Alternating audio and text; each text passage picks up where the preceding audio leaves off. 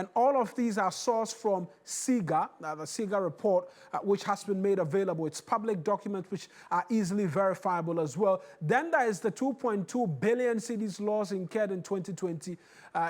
In 2021, 1.7 billion cedis in losses, but that number shoots up astronomically to 14.4 billion cedis. And there's a reason why, because in 2022 is where Ghana's economy tanked greatly in recent memory as well. And so that number will correspond with what? The 54% inflation, which was recorded in that year, 2022 as well. And then it dropped down again to 2.6 billion cedis in 2023. And so totaling all of these numbers is staggering, 27.3 billion cedis in losses over the last 5 years. A report for 2024 yet to be fully captured, and then we can look forward into this year and what really the story will be with respect to these state-owned entities. But in total, the number of total state interest in entities stand at 175.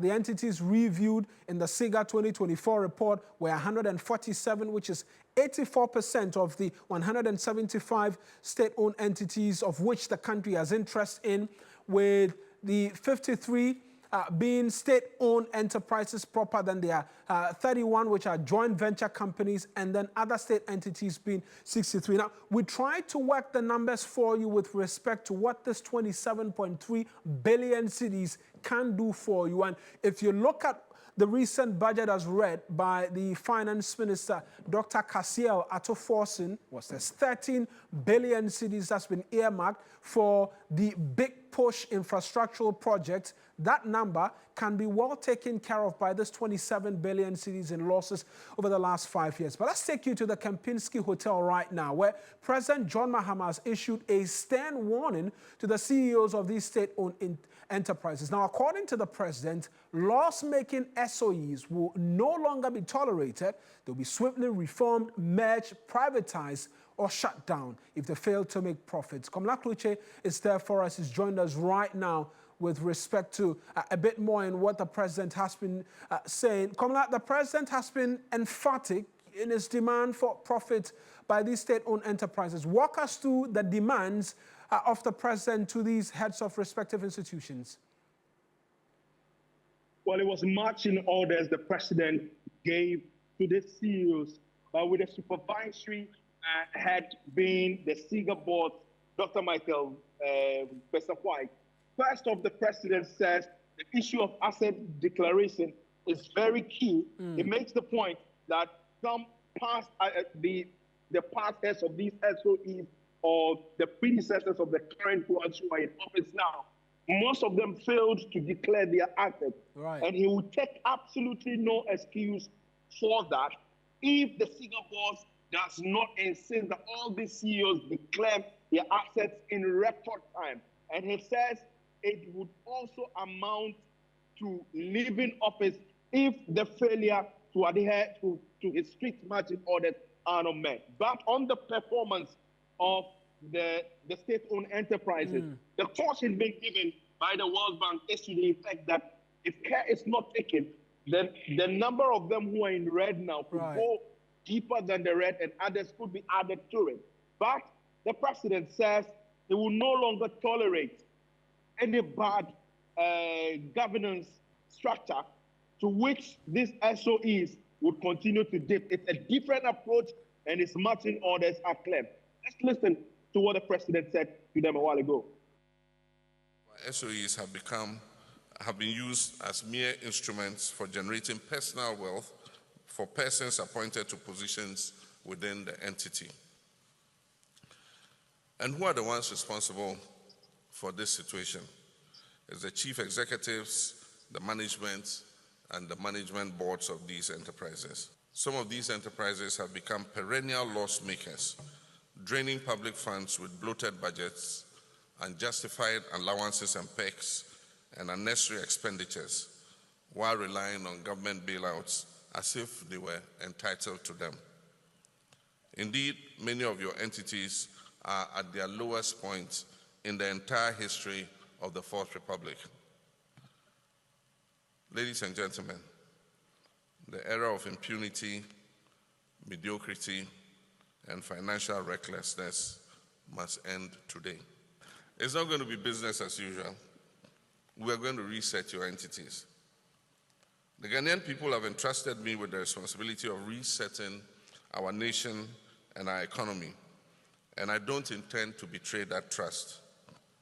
My administration's first 120 days has set the foundation for a new era of governance, anchored on efficiency, integrity, and tangible results.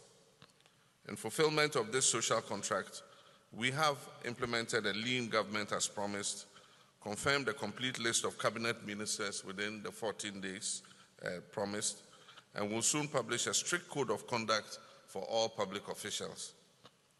As I said yesterday, you are among the category of public officers obliged to declare your assets upon assuming office and also upon leaving office. A lot of your predecessors have failed to declare their assets, including ministers and CEOs who have left. And so the Auditor General must follow them and get them to comply. So that's the precedent with respect to these heads of state-owned enterprises and what we're expected. But Komla, we know as well that the finance minister was there. He spoke as well. What did he say with respect to the bailouts that the president has made reference to and these losses and what it does to the books of the country?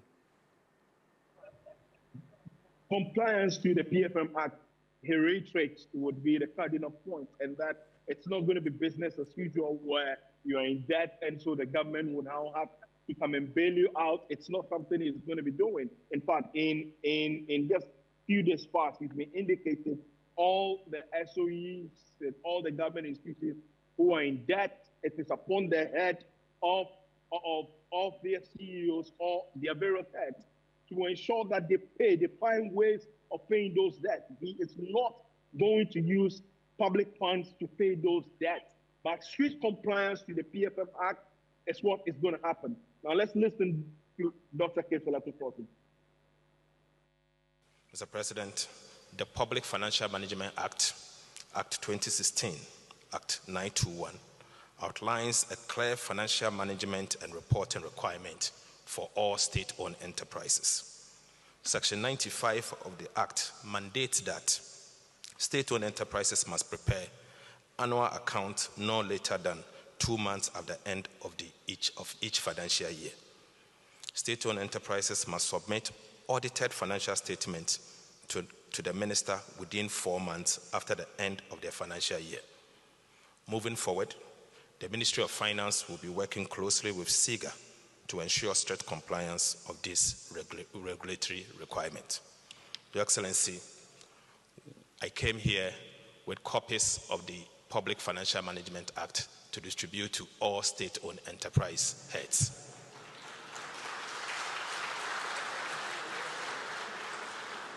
And I expect that Section 95 will be strictly adhered to. Mr. President, I want to end by urging all state-owned enterprises and heads of institutions to buy into your vision. A vision to restore hope, a vision to work in transparency, and the determination that you have always led us, the determination to do good to the people of the Republic of Ghana. Right, Kamala, just briefly, with respect to the response the state-owned enterprise CEOs gave to these marching orders by the president and then the finance minister's word that he will not bail them out. How receptive were they of these commandments, if we can call them that? Well, the CEOs appreciate the enormity of the challenges that are ahead of them, even in the seat that they are now. Even when the president posed the question that, okay, after seeing what the boots are, how many of them are willing to sit and reset together with him? And many of them said they are still willing, because the president said compliance and good reporting is what he's going to be ensuring. And so many of them still do think that, yes, of course, they would want to assist His Excellency the President to do this. And so the readiness is there. However, it behoves on them now, and they have indicated that yes, of course, they will sit down, look at more innovative ways to clear the debts that they have, and also ensure that all these state-owned enterprises that are not in the good books would come out of it and begin to also list on a stock exchange. That's the only way the debts could be dealt with, and also they become much more attractive. And that at the end, he will be personally sitting down in minutes or in meetings where these individuals, their books will be looked at. If the performance is not good, the president said he would give them the boot and he would not relent on that. Once your books are not good, one of the ways is to ask you to go back home and sit down, and they get somebody else to come sit in and do the work that he intends to do.